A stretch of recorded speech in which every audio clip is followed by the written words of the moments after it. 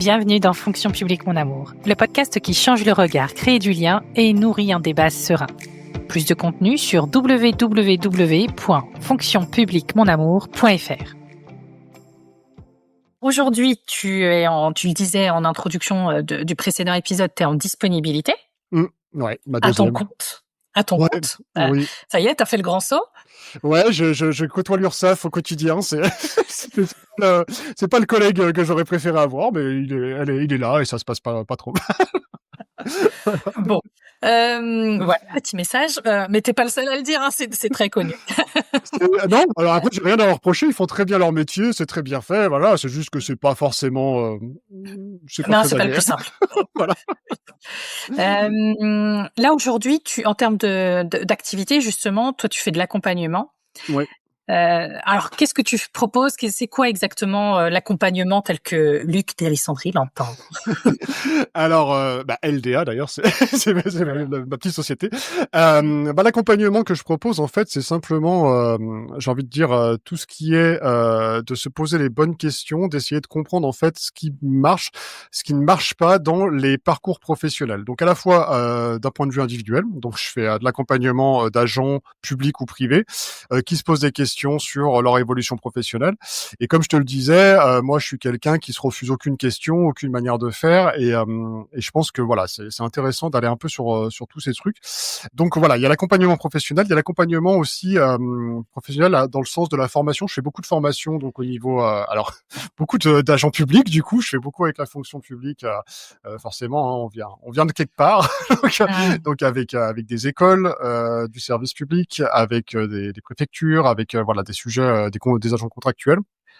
Donc vraiment pour les aider à préparer en fait leur intégration, leur évolution, leur développement dans la fonction publique et ailleurs, parce que l'évolution professionnelle, il faut la voir d'une manière très globale. Hein. Il faut arrêter de penser aussi qu'un agent public restera public forcément toute sa vie. Je pense qu'il faut mieux s'intéresser à la personne et puis regarder ses envies, ses potentiels d'évolution avant de regarder le cadre avant. Voilà, et donc du coup de la formation, donc de l'accompagnement aussi d'organisationnel. Donc voilà, s'il y a des questions, tu vois, sur le onboarding, sur tout ce qui est développement RH, sur tout ce qui est développement voilà carrière, moi ça m'intéresse beaucoup et du coup voilà, je pose beaucoup de questions encore une fois parce que c'est en fait très clairement moi ma démarche d'aller vers l'entrepreneuriat, c'était justement de m'autoriser tout ce que j'avais peut-être moins l'autorisation de faire en fait dans la fonction publique parce qu'il y a un cadre qui est ce qu'il est et qui a tout à fait voilà et du coup voilà, donc du coup, je m'éclate un petit peu avec tous ces sujets, grosso modo. Voilà, j'accompagne, je développe et je fais beaucoup de pédagogie. Voilà, je fais beaucoup d'infographie, je fais beaucoup de vulgarisation, de choses comme ça. Voilà. Tu fais toi-même les infographies? Ouais, je m'éclate avec ça. C'est un truc, j'aime bien tout ce qui est communication depuis toujours, même si j'ai eu un onboarding complètement raté sur mon premier poste de la communication qui m'a dégoûté de ce poste. Voilà, mais du coup, oui, d'ailleurs, petite parenthèse, un onboarding complètement raté. Tu vois, mon premier poste, voilà, on m'a dit vraiment véridique dans la première semaine d'occupation de poste, on m'a dit mais n'en fais pas trop, Luc, tu n'auras pas de promotion avant tes 45 ans. J'avais 22 ans, donc c'est dur à entendre quand t'as 22 ans et tu dis bon voilà aucun le désengagement est total, donc ne faites pas ça. J'ai connu ça aussi dans le même genre, une collectivité qui me dit mais vous savez nous ici on se hâte lentement. Ouais, c'est ça. Alors ça c'est terrible. Au revoir. Tu vois, ça c'est une norme implicite qui a été expliquée, mais qui n'a pas été ouverte. Par contre, parce que limite on aurait pu te dire voilà on se hâte lentement. Mais par contre, vous êtes la bienvenue pour éventuellement faire bouger les choses ou quelque chose. Parce que là, grosso modo, on te met face au truc accompli, quoi. C'est que c'est comme ça et il n'y a pas d'évolution et que ça bouge pas. Donc là, c'est encore pire. Là, moi, je l'ai entendu comme tu t'assois, tu dors et t'attends que ça se passe. C'est mal me connaître. C'est la même chose avec mon exemple. Hein. Ça peut. Voilà. Supposons que ça peut être vrai. Pour autant, on ouvre la porte derrière. On dit, ok, mais donc t'en fais trop, il y a peut-être rien directement qui va se passer, mais pour autant, tu vas peut-être être valorisé sur d'autres points, tu vas peut-être faire, voilà, on va t'accompagner pour aussi t'éclater sur d'autres choses et qui font que ton attente de 23 ans soit plus supportable. Je vous rassure, c'est faux. Hein. Voilà, voilà. Ok. Retournons sur la partie accompagnement. Comment est-ce que du coup on peut accompagner un agent? Comment est-ce que ça peut être transformationnel, l'accompagnement en tant que tel? Ça m'intéresse. Alors tu parles d'un point de vue, parce que l'accompagnement, elle va se faire à tous les niveaux, hein, dans le secteur public, parce Mmh. qu'il va y avoir accompagnement. Alors moi, j'étais, conseiller mobilité carrière, consultant RH et aujourd'hui dans ce que je fais, voilà, accompagnateur. Donc effectivement, là, c'est des professionnels qui ne font que ça, entre guillemets, hein, voilà, qui accompagnent en permanence tous les agents. Mais après, l'accompagnement, il va se faire aussi, au niveau managérial et c'est même d'ailleurs, ce qui se fait le plus souvent et le plus, fréquemment, voilà. Mmh. Mais aussi au niveau RH, au niveau direction, enfin au niveau de plein de choses, quoi, ouais. Donc on peut Donc être accompagné par plein de gens, de plein de façons différentes finalement. bah, complètement, complètement et c'est d'ailleurs un OK. tort d'ailleurs de penser que c'est uniquement le CMC qui est à la barre de l'accompagnement. Parce que souvent, ce qui se passe, c'est que quand on est dans ces situations-là, le CMC, enfin le conseiller mobilité carrière ou, enfin oui pardon, c'est bah, tu vois là j'ai une Voilà. voilà, très mauvais exemple, pardon. J'allais dire, c'est quoi le CMC? Conseiller mobilité carrière. Bah, en fait, si on met que sur, ces épaules-là, il peut pas se démultiplier à toutes les échelles parce que comme on l'a dit, l'accompagnement, il va commencer dès l'intégration jusqu'à la sortie, hein. Donc, du Mmh. coup, c'est à toutes les étapes de vie et donc, ben, un conseiller mobilité carrière va avoir un périmètre d'action avec plusieurs agents et donc il peut pas suivre individuellement tous les agents. Donc là, c'est le rôle du manager aussi d'être dans cette dimension d'accompagnement continu, de regarder ce qui se passe au quotidien, de regarder le développement des compétences, des aspirations, de la motivation, de l'engagement, qui peut se faire aider par les RH, par le CNC, bien évidemment, parce que c'est pas quelque chose qui est forcément inné, hein, et on en demande beaucoup au management déjà, hein, ça fait quand même beaucoup, voilà. Mais en tout cas, ça me semble très important aujourd'hui d'avoir cette posture, même un peu, j'ai envie de dire, de management coaching, hein, tu vois, d'être vraiment dans cette Ouais. posture-là. Et après, si on pousse le bouchon plus loin, effectivement, il y a une démarche aussi individuelle d'un agent qui va aller voir des professionnels pour mettre en place effectivement des plans d'action. Mais là, dans ce cas, on sera plus dans une démarche déjà plus aboutie. Mais en tout cas, l'accompagnement, il se fait à tous les niveaux dans la fonction publique. Il doit se faire à tous les niveaux et à travers différents acteurs. C'est clair. Alors là, c'est intéressant parce qu'on a évoqué les CMC. Mm. On est d'accord que CMC, et on va vraiment creuser sur la partie, fonction publique en tant que telle, ou en tout Ouais. cas versant de la fonction publique, parce que les CMC, c'est pour la fonction publique d'État. Alors Est-ce non. qu'on les retrouve aussi dans la territoriale ou l'hospitalière? Oui, complètement et des gens très, très brillants d'ailleurs.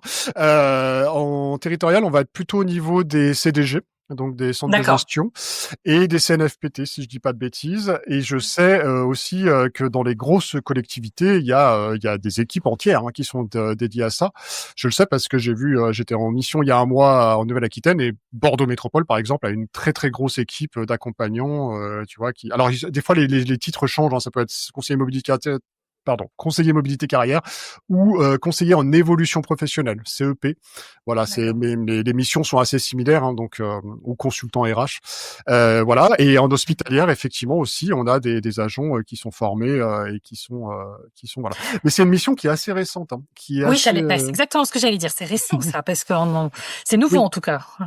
Oui, oui, il y a eu des dispositions réglementaires, hein, donc justement, qui sont relatives à l'accompagnement et à la formation tout au long de la vie professionnelle, hein, qui ont eu lieu vers les années 2010.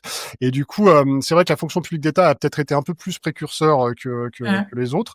Et certains ministères aussi étaient bien plus en avance que d'autres, hein. Moi, le ministère dans lequel j'étais a été très tôt engagé sur ces sujets-là et a très vite mis en place justement des conseillers mobilité carrière.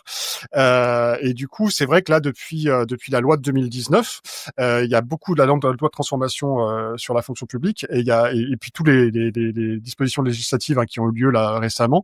Ça a été vraiment une mission qui a été développée notamment par la DGAFP, donc qui a été accompagnée. Il y a eu beaucoup de formations qui ont été faites, etc. Et donc normalement aujourd'hui, quasiment toutes les structures publiques peut-être moins en territorial, hein, je serais peut-être moins, voilà. Mais en tout cas, en État, il y en a vraiment de partout. Donc, vous êtes Ouais. accompagné sans problème.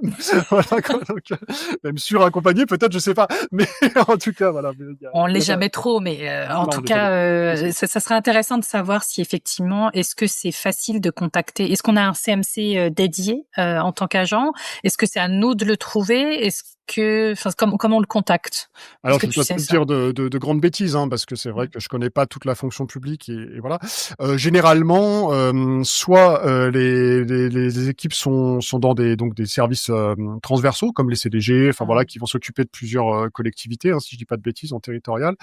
En État, ça va soit être au niveau de services spécialisés, par exemple d'accompagnement à la transformation, enfin des choses comme ça, ou parfois dans les services RH. Ça dépend. Voilà, ça peut être un peu D'accord. dans les deux. Mais généralement, en fait, alors c'est pas attitré par agent, c'est par service ou par périmètre géographique généralement que ça se Mmh. passe. Pour exemple, tu vois, moi où j'étais dans mon précédent poste, j'étais sur Tours et du coup, je m'occupais des agents du pôle ministériel sur Centre-Val-de-Loire et Nouvelle-Aquitaine. Donc, grosso modo, tu vois, c'était un périmètre géographique, mais qui n'était pas que d'une entité. Je m'occupais de tous les agents du pôle ministériel. Et généralement, D'accord. c'est un peu ce qui se passe dans les ministères, c'est souvent ça, quoi. Voilà, il y a mais par contre, c'est une démarche qui est généralement volontaire des agents. C'est aux agents d'aller faire la démarche, d'aller trouver leur Oui. accompagnateur. Voilà. Par contre, ils peuvent très bien en faire part à leur management, notamment lors des entretiens annuels. Voilà, ça peut être aussi une manière de dire j'ai un projet, j'aimerais qu'on m'accompagne. Et dans ce cas, le manager peut le signifier et le service RH après peut prendre contact avec le service accompagnant. OK. Voilà.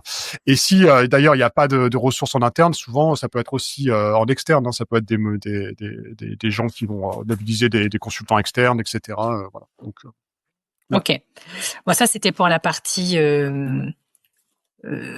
administrative. Pardon d'être aussi réductrice, hein, mais parce que là là, j'aimerais qu'on pense un peu plus, holistique, côté personne. Vas-y. Comment est-ce que on comment est-ce qu'on accompagne quelqu'un? Comment est-ce qu'on prend en compte son vécu, ses failles, ses compétences, enfin, on va pas se mentir, tout ce qui est fonction publique, par définition, on entend derrière, normes, Mmh. réglementations, strictes, enfin cadre strict et très, assez renforcé. Mmh. Comment est-ce qu'on prend en compte toutes les subtilités d'un individu comme ça dans un accompagnement? Ouais.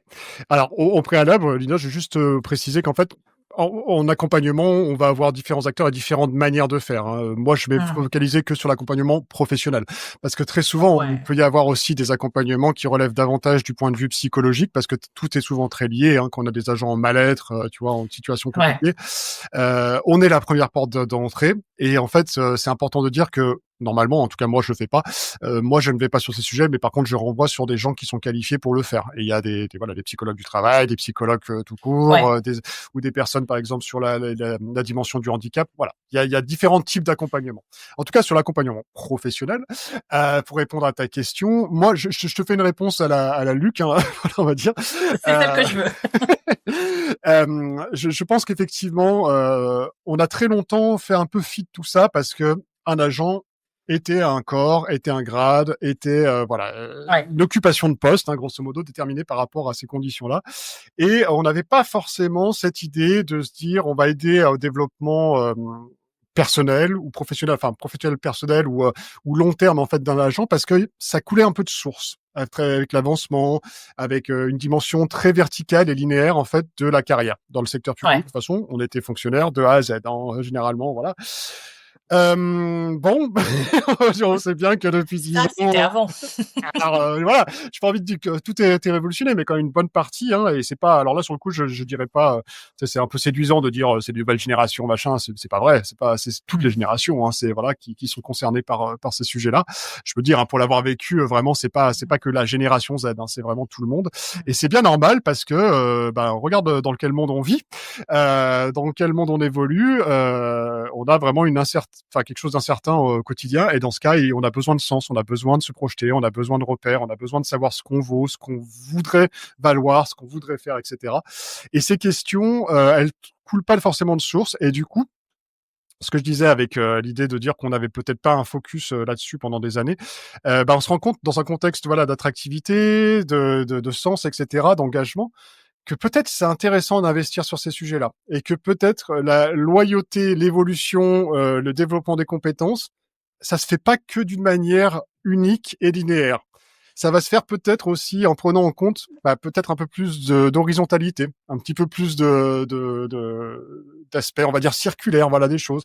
C'est-à-dire qu'un agent, il peut très bien développer, il peut très bien progresser sans forcément aller vers plus de responsabilités, sans forcément faire plus, sans forcément monter en grade encore, etc.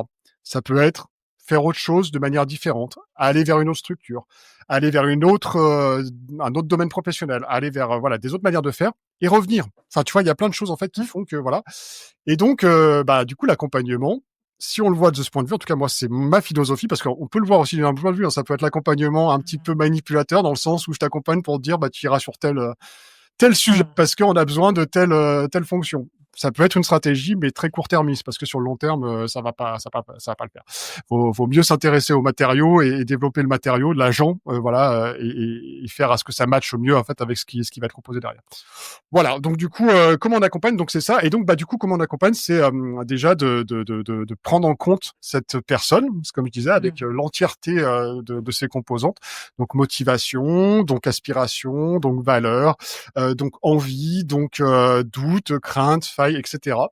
Donc c'est beaucoup d'écoute, c'est beaucoup de méthodes, d'introspection, c'est beaucoup d'ouverture, beaucoup de créativité. Ça aussi, moi, j'insiste vraiment là-dessus, parce que l'accompagnement se fait aussi depuis des années, mais tu vois, quand on fait un concours, par exemple, on est accompagné pour faire des dossiers REP, pour faire des dossiers, voilà.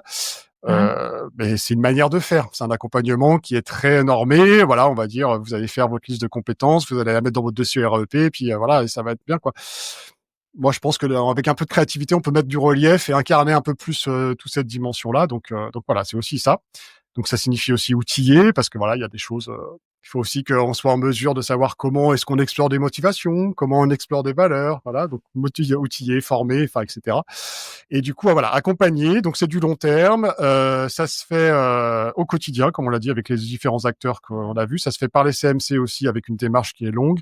Et ça se fait voilà au service de l'agent et par ricochet au service de la structure et de l'entité dans laquelle il se retrouve. C'est un petit peu fumeux.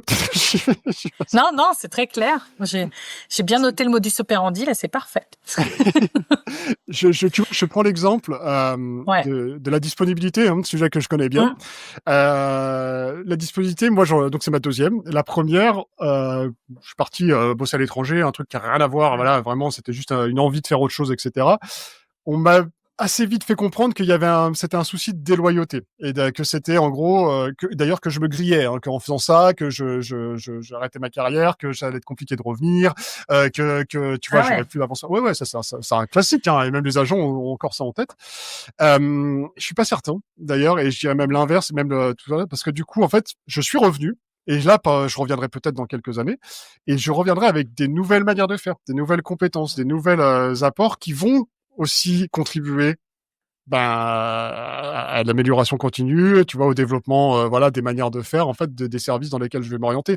Et très clairement, je pense qu'effectivement, voilà, faut pas voir ça.